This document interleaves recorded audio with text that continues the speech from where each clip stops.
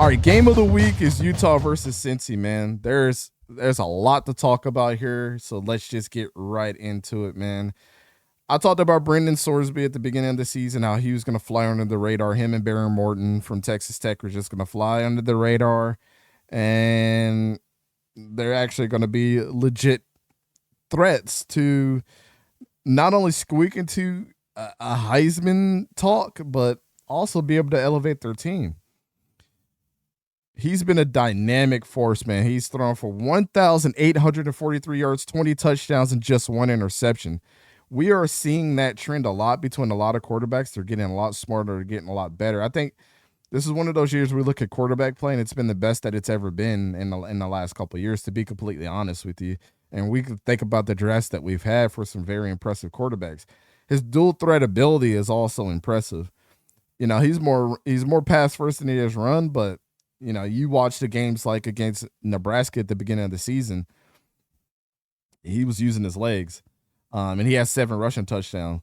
You know, Cincy, they rank number 4 nationally in passing efficiency, but they also have a very strong rushing attack. They rank 8th nationally in yards per rush. And I highlighted this guy on Twitter, and it's funny because I went back and watched some film to kind of back up what I was thinking about Utah and Cincy, right? And there's one guy that jumped out on the tape to me. Linebacker 𝗕𝘂𝘀𝗶𝘲𝗀𝗀, man. 𝗕𝘂𝘂𝘀𝗀𝗀 started his career at Central Arkansas, worked his way up to Cincy. The dude has been a force. He's one of my draft gems right now, as long as he keeps it up. Shout out to my man Austin Romaine out there at Kansas State as well. But 67 tackles, and that just whole entire linebacking, front 7, the whole defense as a whole has just been efficient on both front and the pass so far this year. This will be the first time the Bearcats go to Salt Lake City and their first ranked versus ranked matchup since 2022. It's going to be a good one. I had to highlight this one. So that's just for Cincinnati. On to Utah, man. Will devon, however you want to pronounce it, dampier play in this game? Didn't play last game, so 𝗕𝘂𝘀𝗀𝗀𝘀 came in, who we've seen several times throughout the season come in and throw a couple passes. I believe he had 2 rushing touchdowns before the game last week. But he didn't turn the ball over last week. He had 3 touchdowns, 2 in the air, 1 rushing. And one thing that has come out about both of these quarterbacks is, you know, the coaches were asked, is this a controversy? Like, are you going to start Byrd over devon? And, you know, they said there's no controversy. They just want to make sure that devon is healthy, which I think is a great move. You know, if you end up slipping on this game, your season's not over and you can still get back in the fight. Losing to a Cincinnati is not going to be bad for them. Especially with all the turnover that's happened in the Big 12. You just got to hit in the right places. So making sure that devon is healthy for down the road and his draft stock too is a great move in my opinion. And this is why Utah's been so good over the last 20 years is they handle their team right. Utah last year was a terrible team. This year they're even better. They took a really bad loss a couple weeks ago, and they've been putting belt to ass on everybody. Devon Dampier's teammate, Ryan Davis, this is kind of a cool story. They both played in New Mexico. He's their leading receiver right now. He's got over 500 yards, and he's having an awesome year so far. They're coming off a win. They won 53-7 over Colorado. If y'all remember, they had Colorado to like negative 18 points going into halftime or something like that. It was ridiculous. And they racked up 587 yards of offense, including 422 rushing yards. My goodness. And then you get over to just the running attack and you know, in general. It's not like devon or Byrd. Both of them are going to be able to get their yards on the ground. But also, you know, Parker, he had 145 yards in the last game. Byrd ran for 151 as their quarterback. And the home field advantage at Rice-Eccles Stadium is one of the strongest atmospheres that you can play in as far as home field advantage out of any team. And that's going to come into play here a little later. They lost a ranked game at home earlier this season to Texas Tech. And everybody knows Texas Tech is the opposite of Colorado. They know how to build in the transfer portal, right? But ball control, Utah ranks 27th in FBS in average time of possession. And the one thing in the X factor to me is this defense for them. Their defense has a stop rate of 75.7. They're 11th in the country. Points allowed per game, 14.2. 9th. Total yards per game allowed, 285.4. The defense gives up more rushing yards per attempt in the second half. This is an interesting stat compared to the first half. They give up about 5 in the second half, and they only give up like 2.3 in the first half. So their biggest vulnerability from what I've seen on film is those 3rd and longs, man. That they tend to just not defend that well and put themselves like to have the offense convert more of those. Their defense shows significantly on 3rd and 10 plus, allowing a 90.9 completion rate. But we also got to talk about, and if you guys pay attention to PFF, but these guys have been playing really, really well. I don't really dig into grades, but I thought this was interesting. They have 3 guys that are ranked in the 70, grades of 70 on PFF. Landon Barton, Jonathan Hall, and Levani Dumani. These guys are absolute demons. So when it comes down to it, man, I really wanted to pick Cincinnati here to win this game. I just can't. I think this is going to go down to the wire. I think Brendan Sorsby is going to make some amazing plays. It really depends on who the quarterback is. But I think regardless if it's Devon, Dampier, or 𝗕𝘂𝘀𝗀𝗀𝗀, I'm picking Utah in this game. I like the home field advantage, and I think that's the one thing that really gave me the edge over this. But if Brendan Sorsby goes down to Rice-Eccles Stadium and he wins there, this is going to be a huge feather in his cap, and I think you guys should really start considering Brendan Sorsby entering the Heisman conversation, especially if he comes out with a stat line like he's been putting up. The only person that doesn't have Utah winning is Logan. He's got Cincy winning. Let's go. Yeah, if a team does draft King and improves his play style, King would be pretty solid backer for a team to trust. Well, that's, if you want to win and you don't really care about how you get a score, it is what it is. Give me Cincy in an insane OT game. Hell yeah. This will be a good game, but I got Cincy. Okay, so the room is split. I like it. If you pick Cincy, I'm definitely not. This is why the games of the week are so fun, because I could see both sides of the coin. I'm going to just have to roll with Utah. The coaching staff and everything. I love what Utah's got going on, and I tend to favor them, and it tends to work out for me as well. Let's get into our week 10 predictions and betting, man. Starting out with the predictions. We've got 10 games for you. SMU versus Miami. I like what Rhett Lashley's got going on down in SMU, but I think Carson Beck and those guys are really going to start setting it up and winning a lot more games. O-line is legit. They've been playing a little weird lately, but they need to actually step up there, get the running game more, get that going. I think Mark Fletcher had like 3 touchdowns last week. Just run the ball until they can't stop it. So all of us got Miami picked there. North Texas and Navy, man. Drew Mestamaker last week had 608 yards passing, broke the school record, broke the American record for most passing yards in the game. And I like Navy. I like everything that they got going on. I like Blake Horvath. And Blake Horvath should really be in some conversations as well. But I think North Texas has actually got a pretty good squad. They struggled against Charlotte earlier in that game, but the second half adjustments, they came out and they really started running it down their throat.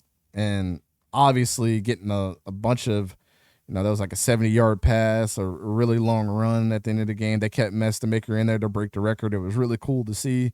Shout out to the coaching staff there. And they're playing at home. Yeah, give me North Texas in this one. I think it's a close game, though. Kansas State versus Texas Tech. I'm taking Texas Tech all day. Hammond is actually going to be out for the season. He was the backup quarterback for Baron Morton. Baron Morton actually is kind of forced to play. But look, though, Avery Johnson and those boys, y'all know how I feel about Austin Romaine. We talked about him, the linebacker out there.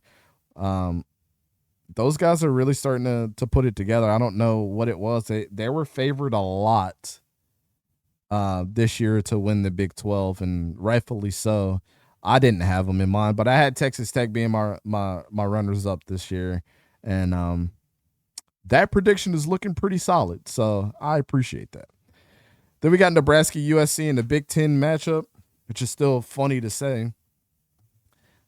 I was high on Nebraska. I thought that maybe they would have probably been runners up this year. I thought they had the squad to do it. Got a couple guys in from the transfer portal as well. Dan Key and the guys. But, man, USC in that running game, 𝗕𝘂𝘀𝗶𝗲𝗀𝗀 has been playing out of his mind. The defense has been playing a lot better than they have over the years. And, 𝗕𝘂𝘀𝗶𝗲𝗀 is one of those guys that's flying under the radar. I've always kept my eye on him, though. I thought it was just a matter of time before he got replaced, or that he replaced Miller Moss, and that's exactly what happened. So give me USC there. The next 5 games, Liberty and Delaware. Yeah, I got Delaware winning this, man. Delaware is one of those squads that I thought was going to be absolute dog dookie for sure. I did not think that they were going to be good at all. And then Nick Manacucci comes in, kid out in New Jersey, is one of the better quarterbacks in college football right now that nobody talks about. 13 touchdowns on the season, 3 interceptions. I think he's like top 15 in passing yards. Yeah, give me Delaware there. Liberty is just, the other guys pick Liberty, but they're just a little weird. They're just a little weird to me. I don't know what to make of them. And then we have Western Michigan and Central Michigan, a little rivalry matchup. If you've been watching what Western Michigan's been doing on defense, they're absolutely stonewalling people in the MAC right now. Give me Western Michigan, and the guys agree there. UNLV versus New Mexico. I really wanted to give it to New Mexico, man. They've been playing some really tough games this year. In some games, they look better than they actually are. But in this instance, you'll give me UNLV, Anthony Colandrea, Dan Mullen. They're running the ball really, really well. Their defense is playing tight. I think they have a good case of maybe ending back up in the Mountain West Championship, going against Boise State or Hawaii. Who knows? Texas and Vandy. This one was a hard one, man. And I'm picking Texas. I think their defense is legit. They're top 5 in a bunch of categories. Arch Mannon's playing a little better than he has been. And I think they're starting to figure out that, that running game that they have so many different running backs, Wester and CJ Baxter. They'll start figuring out those guys, and start to get those guys gelled in a little bit. The whole Steve Sarkisian thing where he's starting to field calls from the NFL and all that, I think that's just they're blowing smoke. But we'll see what happens. Then Troy versus Arkansas State, man. Jalen Rayner and those guys have been playing very, very tough all year.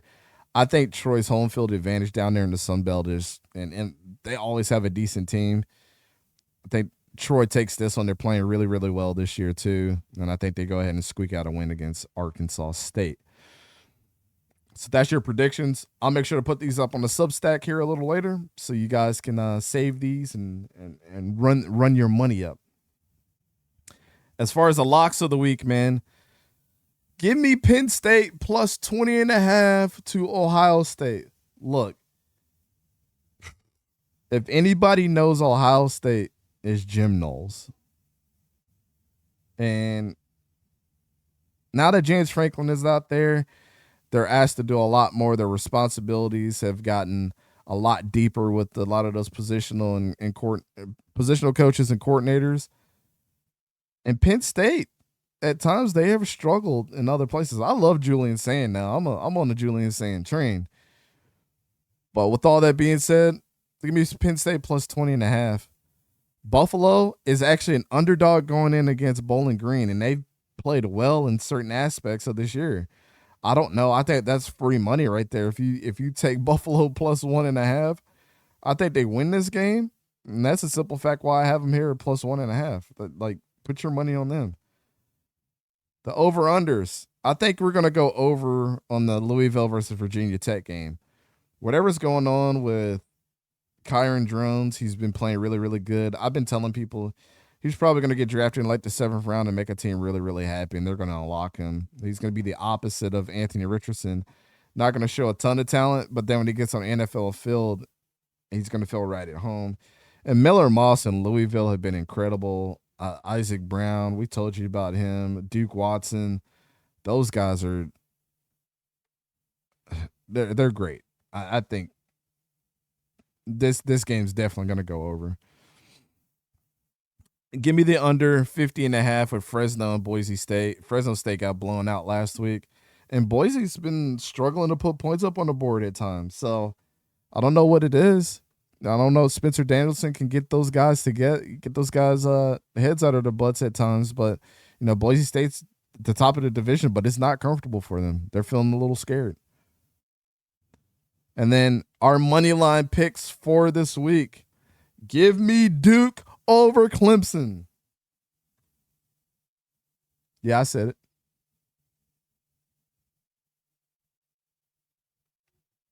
Make sure I check my phone. Duke over Clemson, man. That's all I got to say. And then give me Army over Air Force. Air Force is one of those squads that can upset you whenever they get the chance. But I think Army is just going to run the ball down their throats. These are two tough games to pick. It might be the complete opposite. I think my first 4 picks are pretty solid. These two, you're kind of taking a gamble. But throw some money on it and see what happens. Maybe we come out of this thing 6-0 this week.